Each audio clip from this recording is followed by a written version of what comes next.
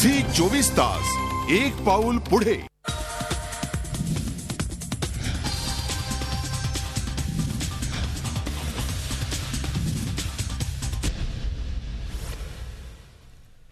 नमस्कार, मी अमोल जोशी. रोखोक मध्ये आपलं स्वागत.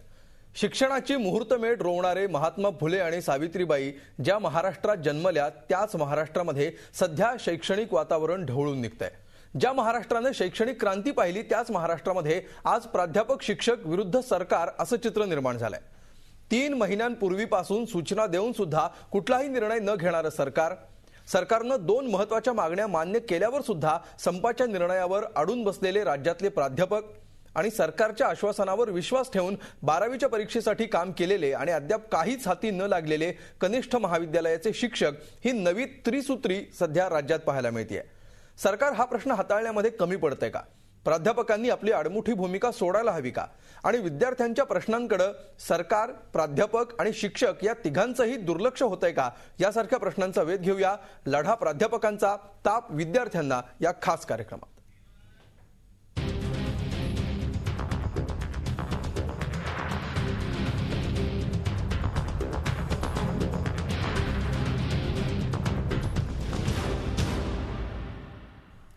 आणि सुरुवातीला आपण बघूया या विषयाबाबतचा एक खास रिपोर्ट.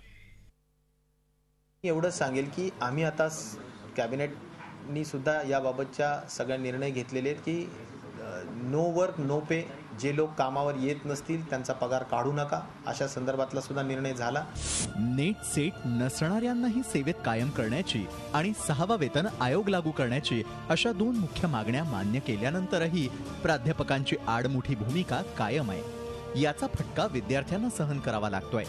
ऐन परीक्षेच्या काळात राज्यातल्या 8 विद्यापीठांतील प्राध्यापकांनी बहिष्काराचं हत्यार उपसल्यानं विद्यार्थ्यांना मनस्तापाला सामोरं जावं लागतंय. प्राध्यापकांच्या या आंदोलनामुळे मुंबई विद्यापीठाच्या अनेक परीक्षांना फटका बसलाय. या परीक्षांना बसला फटका. FY आणि SYच्या परीक्षा कराव्या लागल्या रद्द. मुंबई TY BSCचे प्रॅक्टिकल्स होऊ शकलेले नाहीत. FY आणि SYच्या विद्यार्थ्यांमध्ये परीक्षेच्या वेळापत्रकाबाबत संभ्रम. मात्र यावर मुंबई विद्यापीठाकडूनही विद्यार्थ्यांना काही ठोस माहिती देण्यात येत नाहीये. केवळ परीक्षांवरती बहिष्कार टाकणाऱ्या प्राध्यापकांवर कारवाई करण्याचं पत्रक काढून विद्यापीठानं हात झटकले आहेत. त्यामुळं काय करायचं असा प्रश्न विद्यार्थ्यांना पडलाय. सकाळी पेपरला आलो सुद्धा 7 वाजता, पण आम्ही आल्यानंतर आम्हाला कळालं की म्हणजे एक्झाम पोस्टपोन झाली आहे म्हणून. सो म्हणजे आम्ही एकदम म्हणजे चक्कच झालो की म्हणजे डायरेक्टली कशी एक्झामची पोस्टपोन केली म्हणून.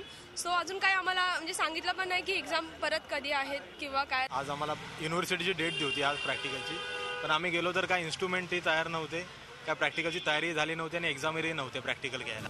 या संपूर्ण गदारोळात किमान विद्यापीठाकडून तरी एखादी ठोस तारीख परीक्षांसाठी जाहीर व्हावी ही विद्यार्थ्यांची माफक अपेक्षा आहे. अशातच युवासेना आणि मनसेनंही या वादात उडी घेतली आहे. महाविद्यालयीन परीक्षांसाठी विद्यापीठानं पर्यायी व्यवस्था करावी, तसंच FY SYच्या परीक्षांचं वेळापत्रक जाहीर करण्याची ही मागणी मनसेनं केली आहे.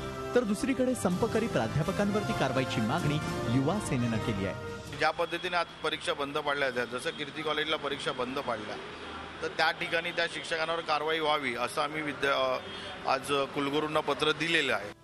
प्राध्यापकांना केवळ इशारे देण्याऐवजी त्यांच्यावर कारवाईची धमक तरी सरकारनं दाखवावी अशी अपेक्षा व्यक्त होतीये. विद्यार्थ्यांच्या होणाऱ्या नुकसानीला नेमकं जबाबदार कोण हा प्रश्न अनुत्तरित राहत असला तरी यावर लवकरात लवकर तोडगा निघण्याची गरज भासतेय. व्हिडिओ जर्नलिस्ट वैभव जाधवसह दीपाली जगताप, झी 24 तास, मुंबई. आणि या विषयावर चर्चा सुरू करण्यापूर्वी आपण बघूया आजचा रोखठोक प्रश्न. आजचा रोखठोक प्रश्न आहे, शिक्षक प्राध्यापकांचा संप हाताळण्यात सरकार कमी पडतंय का? या विषयावर तुम्ही तुमची मतं मांडण्यासाठी www.facebook.com/झी24तास वर जाऊ शकता. त्याचबरोबर 24तास.com वर लॉग इन करून सुद्धा तुम्ही तुमचं मत नोंदवू शकता. कार्यक्रमाच्या शेवटी आपण बघणार आहोत की लोकांनी या विषयावर काय कौल दिलाय. आणि या विषयावर चर्चा करण्यासाठी आपल्या स्टुडिओमध्ये आलेले आहेत सिनेटचे सदस्य प्रदीप सावंत. प्रदीप सावंत हे विद्यार्थ्यांची नेमकी काय या सगळ्यामध्ये ससे होलपट होतीये, कसे हाल होत आहेत हे सांगणार आहेत.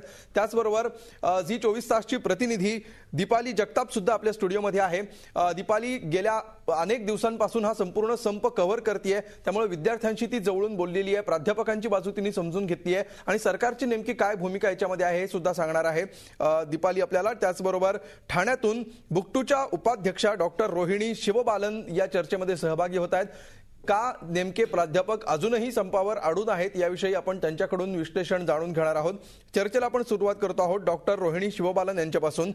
डॉक्टर रोहिणी, पहिला प्रश्न असा आहे की गेल्या अनेक वर्षांपासून तुम्ही तुमच्या मागण्या सरकारसमोर मांडत आहात आणि दरवर्षी प्राध्यापकांच्या मागण्या मान्य होत नाहीत आणि पुन्हा एकदा संपाचं हत्यार उपसावं लागतं. गेल्या वर्षी सुद्धा याविषयी तुम्ही तुमची मतं मांडलेली होती, मागण्या मांडलेल्या होत्या, सरकारने प्रतिसाद दिलेला नव्हता.